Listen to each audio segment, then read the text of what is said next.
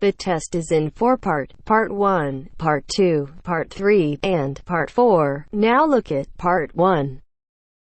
Part 1. There will be time for you to read the instructions and questions, and you will have a chance to check your work. All the recordings will be played once only, and you will hear a conversation between two people talking about insecticide. First, you have some time to look at questions 1 to 5.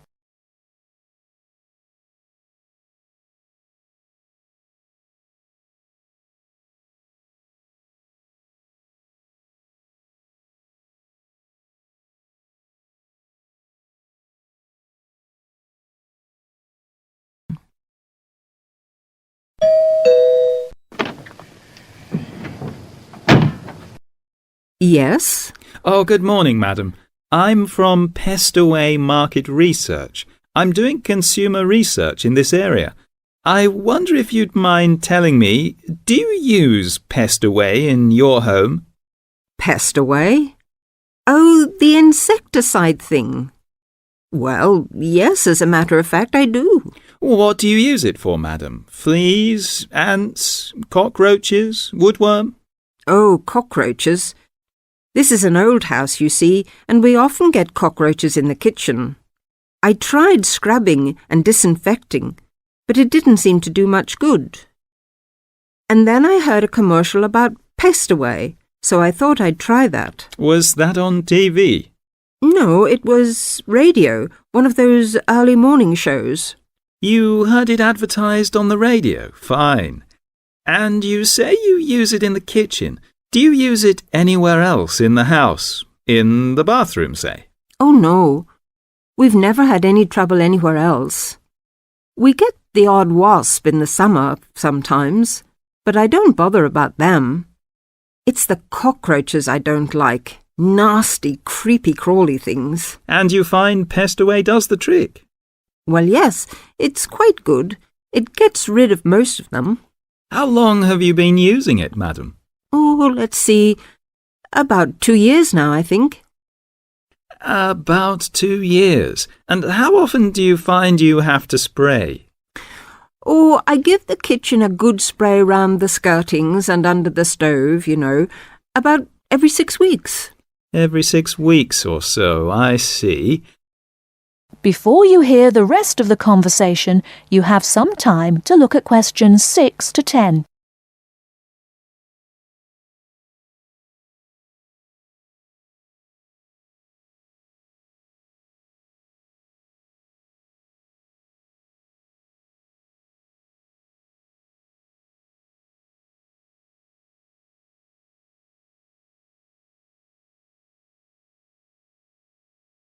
Now listen and answer questions 6 to 10. About every 6 weeks. Every 6 weeks or so, I see. Where do you buy your Pest Away, madam? A supermarket? Chemist? Oh, no. I get it at the little shop at the end of this street. They stock practically everything. It means taking a bus if I want to go to the supermarket. Well, thank you very much, madam. Oh, could I have your name, please? Mrs. Edgerton. Mary Edgerton. That's Egerton. Egerton. And the address? The address is 12 Holly, Peterford. 12 Peterford. And may I ask your age, madam? Oh, well, just put down I'm over 50. As you like, Mrs. Egerton. And occupation? Housewife? Well, I used to be a telephonist before I married. I had a very good job at the post office, but what with a husband to look after and 4 children to bring up, it doesn't leave you much time, does it? Occupation, housewife. Well, thank you very much for your time, madam. You've been most helpful. That is the end of Part 1. You now have half a minute to check your answers.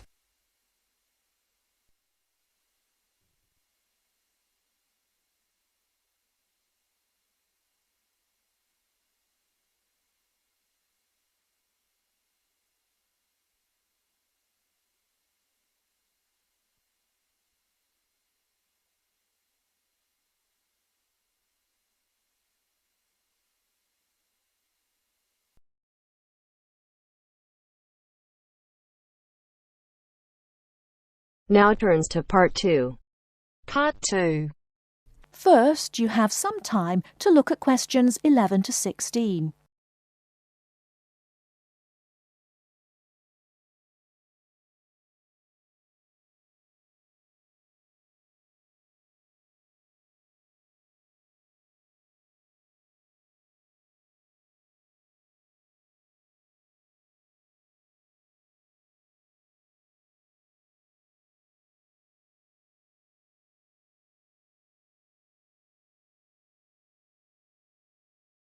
Now, listen carefully and answer questions 11 to 16. Hi, Joanna. What's the matter? You look a bit depressed. Hi, Kamal. I've just been reading this article in the newspaper about how difficult it is for sociology students to get a job after they graduate. They always want people with work experience. How do you get work experience if they won't give you a job? It's an impossible situation. Yes, I know. It's a real problem. And the article says that some people spend a year or more living at home, doing unpaid voluntary work just to get something to put on their CVs. Really boring stuff like photocopying and addressing envelopes. I don't want to do anything like that. I want a real job. It's the elections for the Students' Union committee posts next month here at the university. All the positions are up for election. Academic officer, sports officer... What's your point? And the position of Equal Opportunities Officer is coming up for election. I'm still not sure what you're getting at. Why don't you stand for it? The post starts in June. You're well known at the university, and I think you would be good at it. Equal Opportunities Officer? That sounds great. Isn't that the Students' Union Officer who promotes equality within the university? Yes, that's right. They raise awareness of equal opportunities for everyone in the university and promote the issue around campus. I'd love to do something for women on campus, but what about my studies? It's a paid sabbatical post. Sabbatical? Yes. That means you take a year off and then start your studies again. Meanwhile, you get really good work experience and you can earn money at the same time. That sounds really interesting. But how do I get elected? You go to the Students' Union, fill in an application form and just give it to the union. Then, I guess, you need to put together a manifesto and try to get people to support you. I'll help you with your campaign, and I'll help you with publicity materials like posters for the notice boards and leaflets to hand out to everyone. It sounds really exciting. What exactly does the Equal Opportunities Officer do? I'm not really sure. Let's have a look at the Students' Union website. There it is. The Equal Opportunities Officer is responsible for anything which concerns women and equal rights, and is responsible to the Students' Union Executive Committee for making sure that any racism or sexism is dealt with. Students' Union officers have to be available for students to talk about any problems they have and try to help them. I would love that part of the job, giving help and advice to students. The whole reason I want to work in social services is to help people. That would be very good experience. It's a big responsibility too. It also says that you're in charge of a budget and you would be responsible for managing a team of people. It's good experience for a management position in the future. Now I'm getting really excited. What about the day-to-day responsibilities? It says here that the Equal Opportunities Officer acts on any health and safety issues. The Equal Opportunities Officer represents all the students on university committees like the Safety Committee and the Equal Opportunities Committee. Lots of meetings then. I don't think I would enjoy all those meetings quite so much. My first aid certificate might be useful for safety issues. Very useful. And you would supervise the running of the creche, make sure that students with young children have access to childcare, that sort of thing. Oh look, the Equal Opportunities Officer also has responsibility for the university bus service. Perhaps I could even get it to run on time. No, don't be too ambitious. We have to get you elected first. Let's take a walk to the union office. Maybe we can meet the Equal Opportunities Officer and talk to her about the job. Great, let's go.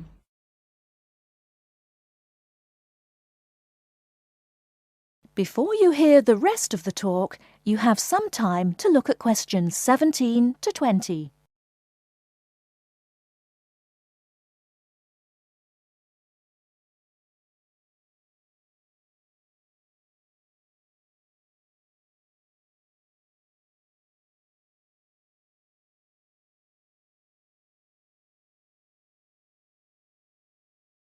Now listen and answer questions 17 to 20.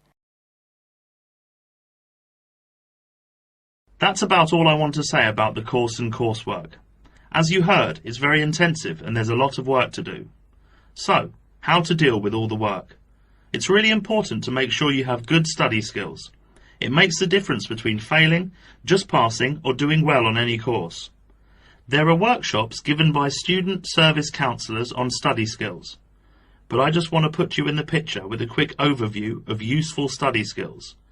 There are 5 points I want to make here. The main thing is to get organised. The first thing you need to do, as soon as you get your timetable and reading list, is to draw up a plan of study.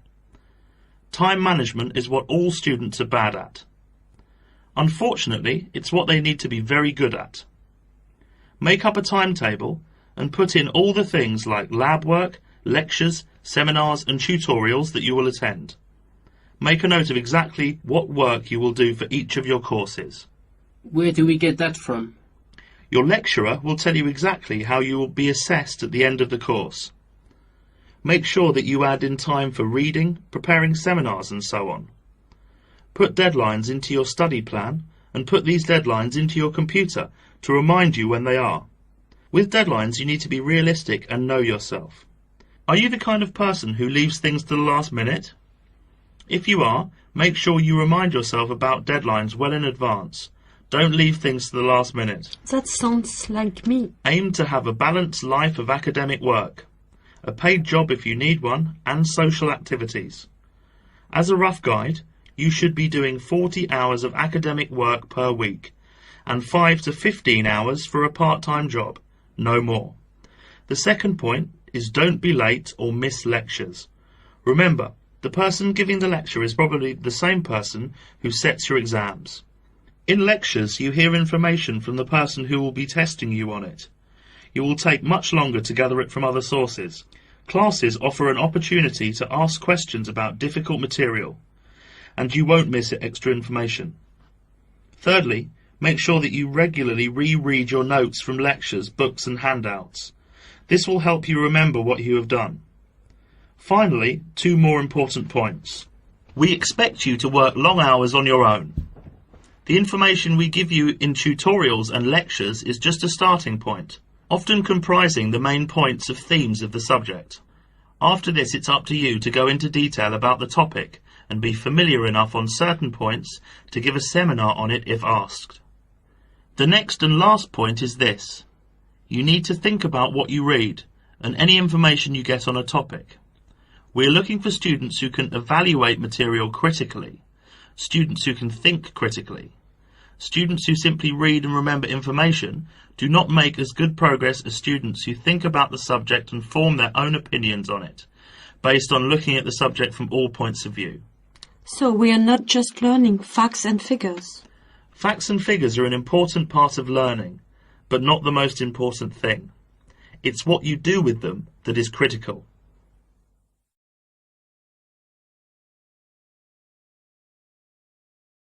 That is the end of part 2.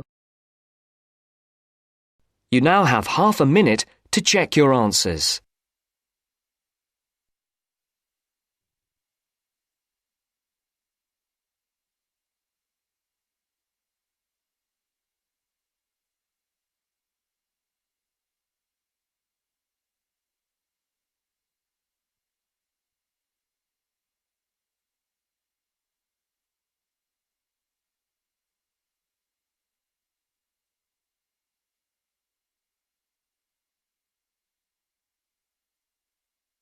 Now turns to part 3. Part 3. And welcome to this morning's lecture on transport. First, you have some time to look at questions 21 to 25.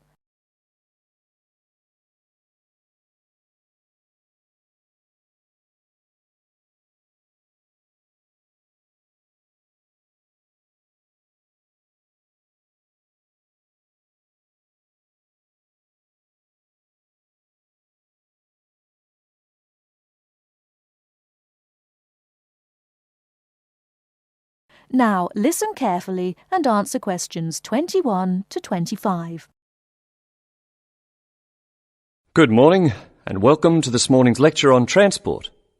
What I'll be doing today is comparing forms of transport in different countries to see how forms of transport are affected by factors such as geographical landscape and economic development.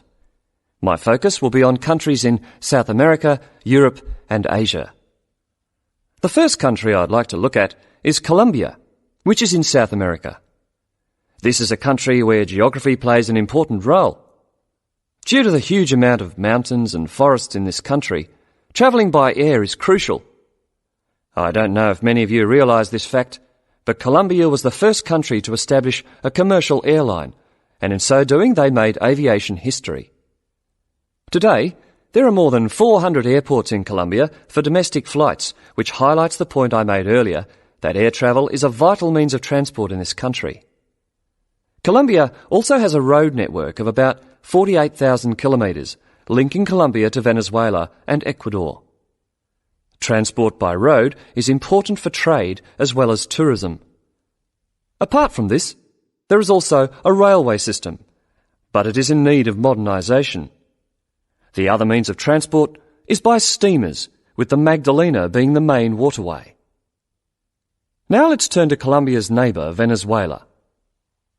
Once again, we see that internal flights are an important means of transport, as like Colombia, Venezuela has remote areas where flying is the easiest means of travelling from A to B. Trains are not popular, and most of the railway lines are in the highlands, as this is where the iron ore mines are. Trains are an efficient means of transporting the iron ore from the mines to the factories. Thus we can see how transport and the economy are interrelated. Ships are also used extensively in this country, and there are many ports, the main seaports being Puerto Cabello and Guanta. Turning now to Europe. Belgium is a country that boasts one of the most compact railway systems worldwide. Inland waterways, or canals, are also an important means of transport, transporting both freight and people. Belgium also has the third largest seaport in the world, namely Antwerpen. Air travel is also important, although this is not linked to geographical terrain, as is the case in the South American countries we've already looked at. Next, I'd like to look at the United Kingdom. Like Belgium, the UK has inland waterways around 4,000 kilometres, yet only about 17% of these are used for commercial transport. The main inland port is Manchester, and the chief seaport is London, with Southampton taking second place. Air travel is extensive in this country, and there are around 150 airports, the most famous being Heathrow. However, about 90% of passengers in the UK travel by road.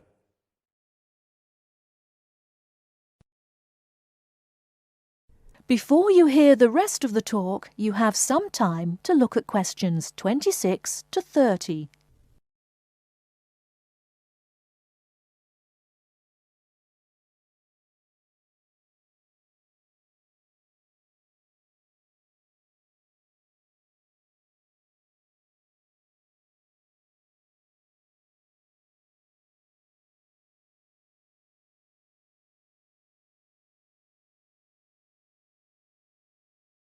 Now listen and answer questions 26 to 30. Finally, I'd like to look at two Asian countries. China is a country which reveals how geographical size affects transport development. Roads and railways are widely used, and this has led to a huge amount of bridges being built, such as the Yangtze Bridge, which is probably the most widely known. The Yangtze Bridge is 1.6 kilometres long and is built on two levels. The upper tier is for cars and pedestrians, while the lower is for trains. Railways are especially important, and over 80% of freight and passengers are transported by rail. With such a high proportion of people using trains, it is not surprising that governments in countries like China are prepared to invest in the railway system. Obviously, a fast and effective train service will encourage businesses and the general public to continue using it. The last country I'm going to mention is Japan, which has one of the most advanced transport systems in the world. The railway system is highly developed, and the Tokaido Railway, connecting Tokyo and Osaka, has trains that can travel up to 250 kilometres per hour. Ships are also a vital means of transport in both international and domestic areas. To summarise, we can see that transport varies throughout the world, yet the importance of transport networks, be they air, sea, rail or road, cannot be underestimated. That is the end of part 3. You now have half a minute to check your answers.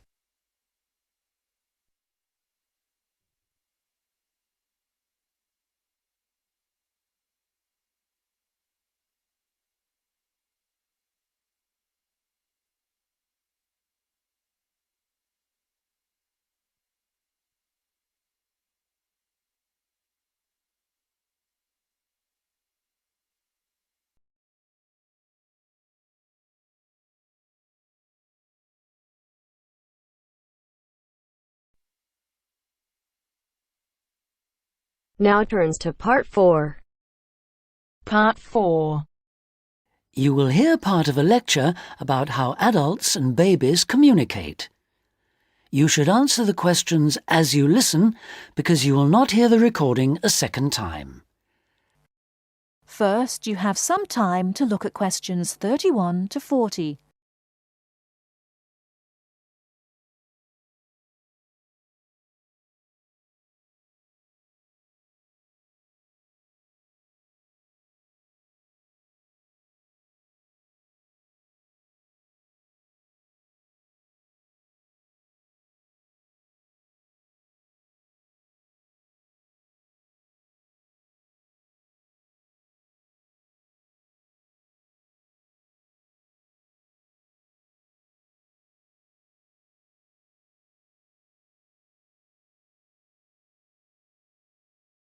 Now listen carefully and answer questions 31 to 40. Hi, I'm Emma Bailey, and today I'm going to be talking baby talk. Hopefully, you'll find the subject interesting rather than infantile. I'd like to start by getting you to imagine a scenario. You're in an office or at a family gathering when a mother comes in with her young baby. Like everyone else, you want to see the mother and baby, and you probably want to talk to the baby. How do you do this? What kind of language do you use? Recent research has shown that adults all talk to babies in similar ways. They repeat phrases over and over again in a high-pitched sing-song voice with long vowel sounds. And if they ask questions, they exaggerate their intonation.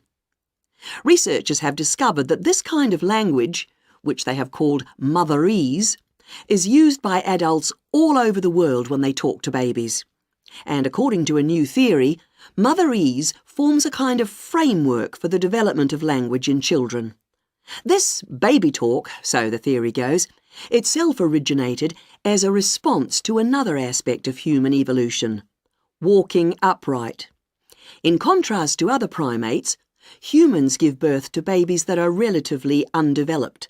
So, whereas a baby chimpanzee can hold on to its four-legged mother and ride along on her back shortly after birth, helpless human babies have to be held and carried everywhere by their upright mothers.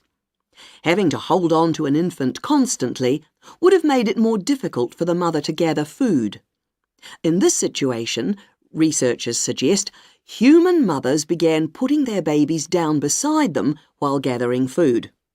To pacify an infant distressed by this separation, the mother would talk to her offspring and continue her search for food. This remote communication system could have marked the start of motherese. As mothers increasingly relied on their voices to control the emotions of their babies and later the actions of their mobile juveniles, words emerged from the jumble of sounds and became conventionalized across human communities, ultimately producing language.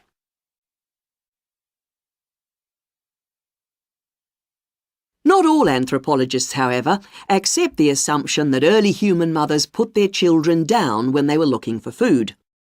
They point out that even modern parents do not do this. Instead, they prefer to hold their babies in their arms or carry them around in slings. They suggest that early mothers probably made slings of some kind, both for ease of transportation and to keep their babies warm by holding them close to their bodies. If this was the case, they would not have needed to develop a way of comforting or controlling their babies from a distance. It's not only anthropologists, but also linguists who challenge this explanation for how language developed.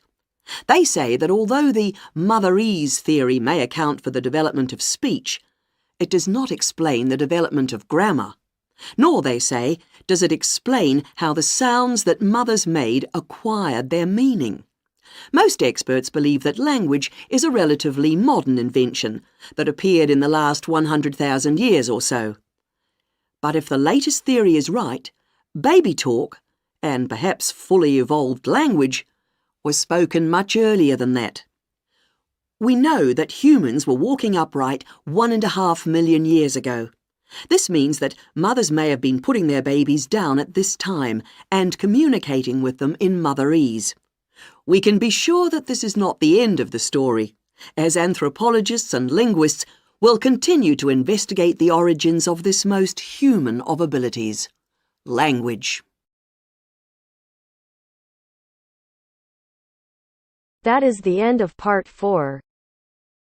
You now have half a minute to check your answers.